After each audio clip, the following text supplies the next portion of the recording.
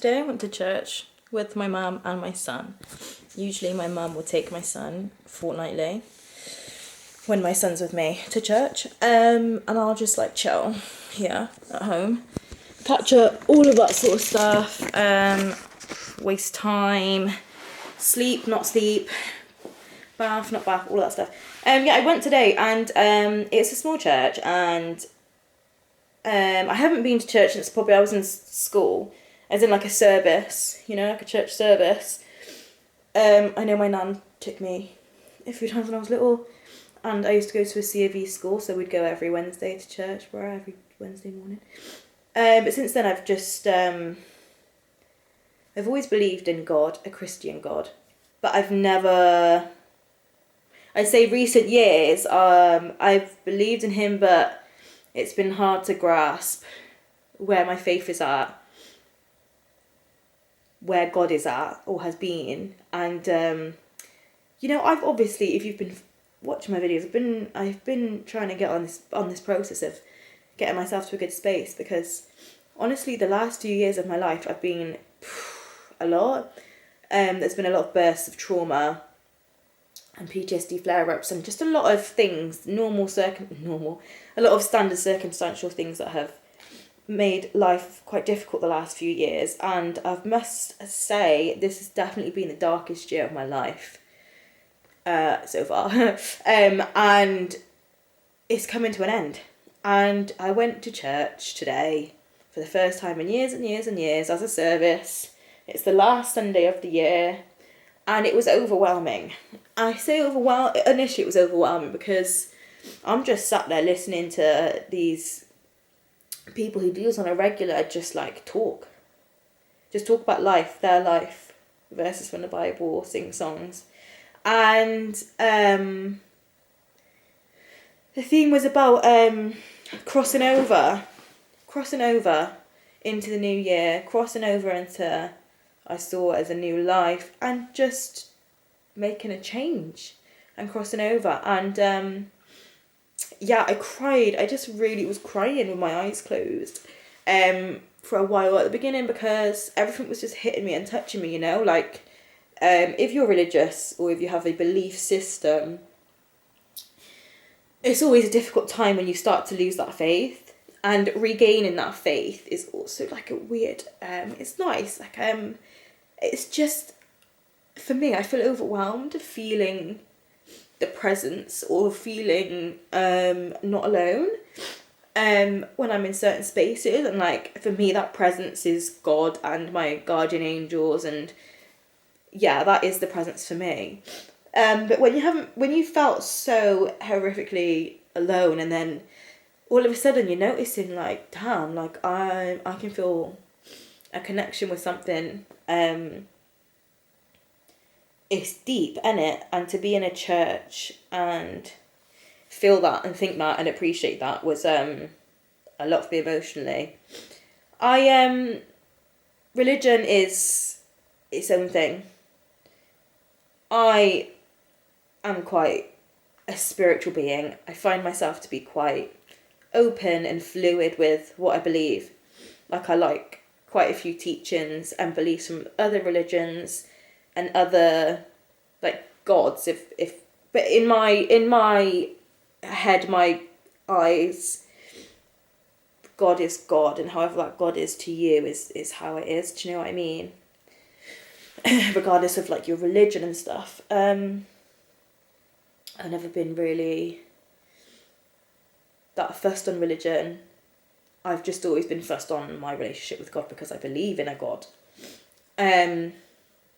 So that's always just, I felt a lot of guilt not having faith in God. I felt a lot of anger, questions, why would I have to go through this? And now it's not even a question of why God, why? It's just okay, God, I get it. I get it. Some lessons are tougher than others, isn't it, to learn? But I get it now, and yeah, maybe I needed everything stripped back away from me to really figure out who I am, what I'm doing, and where I'm going, what I mean to myself, what I mean to others in the world, what other people mean to me.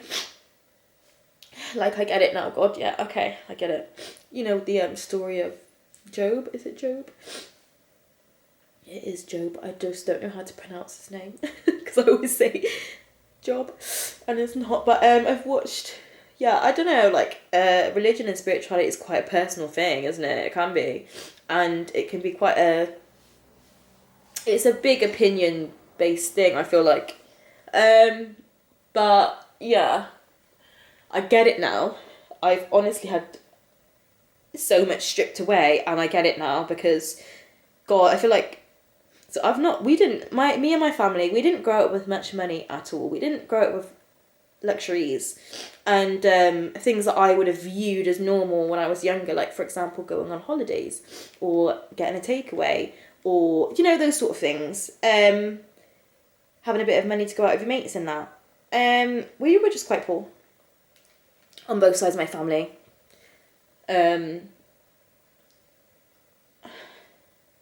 And things were how they were. Anyway, after uni, I've just always been really fortunate when as an adult. So when I finished school, I was really fortunate with the funding that I got for uni and the support that I got due to my parents' circumstances. The funding has changed now. There's not the level of maintenance support and loans and free money grants that you can get, but I was really held. And I worked essentially full bloody time in my first year. So I was really in a comfortable position for the first time as an adult and a single being, and it was nice, like, having management of my own money and all of that. But then, when I finished uni and I got a job at in car sales, I'd never, like, tasted money like that before, and it wasn't even, like, outrageous money. It was just a nice firm salary to start with, and then it was commission based, which was delicious money sometimes, and then it was just bad. I had, like, a taste of the life. Do you know what I'm saying? I had a taste of the cars, taste of the money, taste of the designer vibes, taste of the holidays, just a taste. And a taste was too much because she couldn't fucking handle it. I ended up with no job, no money. Sorry, the no job wasn't it kind of was my own doing. It was due to my mental health and a breach of something along those lines involved my mental health. But in the same breath, like, I ain't taking the L for that dismissal. Agreed dismissal. Or agreed leaving or whatever. Yeah, I had to have it. I had no money left and I had to move. I moved to Manchester. I didn't have to, but I chose to. With no money. No money. Skint, bro. And then damn COVID come. Got made redundant. And, she's back in the same kind of poor place. And, yeah, do you know what? Like, why am I getting emotional? I just wasn't ready for that life, was I? I wasn't ready for those responsibilities and that management and understanding of what money means, what work means, what life-work balance means, what happiness bloody means, what good people are. And I was not, I get it. I really understand my life lessons. I've been, like, poor ever since, and being poor has just taught me hella lessons. Not being able to provide for your own child, wow, is a painful one. A painful pill to swallow. And I'm glad I've experienced it because, like, I would never let myself be in any of those past positions again. And if I end up in them, I'll know how to bloody manage them because I've been through it. Jeez. Yeah, essentially, where was I? What am I even saying? I've been in a bad way for some time and I'm going to exit it. I'm exiting it and we're going to leave it behind. And I need to just grab hold of my shit now and do what I was fucking born to do. What do I think I was born to do? I ain't even going to lie. I feel like I was born to help heal the world, do you know what I mean? Whether that be one person at a time, one group of people at a time, or a community of people at a time. I just feel like I was born to be here to help, share, love, teach, learn. I feel like I've been put here for the basics, bro. But on an extreme level. not extreme, maybe like intense level. I'm here. I feel so blessed, yeah, because I've just gone into deep thought. Like, I'm only 27, which isn't that grown. Like, I'm an adult, but there's so much life left, and I'm blessed with it. And I've experienced so much, yeah. I've honestly experienced the worst few years of my life. I have faced my worst fears ever. 2 of them, 3 of them, multiple worst fears. And I've got through it, and I just can't believe I'm sat here at the end of the year thinking about everything that's gone on and everything that's come in, and just, thank God everything is over. Thank God I've got through this horrible storm. And even if this storm continues, I know that there are peaks of cloud and blue sky everywhere. Do you know what I mean? And I'm feeling really grateful for that. I am feeling a lot of other feelings. I'm feeling a lot of guilt at the minute. For feeling like I can't provide the family that I want to provide for my son. Which is such a weird thing to say. But this was probably one of the best Christmases I've had in years. And it didn't really include very much. It was just like peaceful compared to like being quite erratic normally, and me not feeling good and clashing with my sister and just clashing and just being in a grumpy mood, feeling sorry for myself and all of that. But this year I just was, yeah, it was a much better atmosphere. I can like see how different Christmases in the future can be, and what I want my Christmases to look like, my family Christmases, my little family, and the rest of our family. And yeah, the Christmas period's definitely a lot and brings a whole lot of reflection and deep feelings. But I'm glad that I have sat down and thought about them and felt them, and I've cried a lot the past few days, and that's good. The future is bright, and I'm excited for the new year and for what it will bring. I am excited for what it will bring. I don't know, but I know some of it.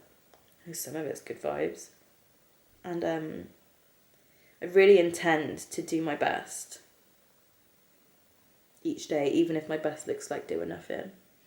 I just intend to do the basics, stay consistent, and be grateful. Be grateful. Continue to check in with myself, understand how I'm feeling when I'm with people and after I'm with people, and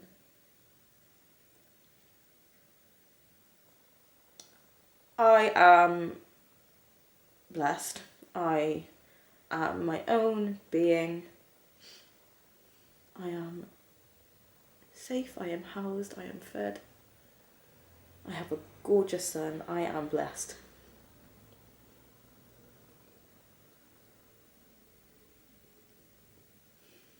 And it's everything else around me that makes me feel not so blessed.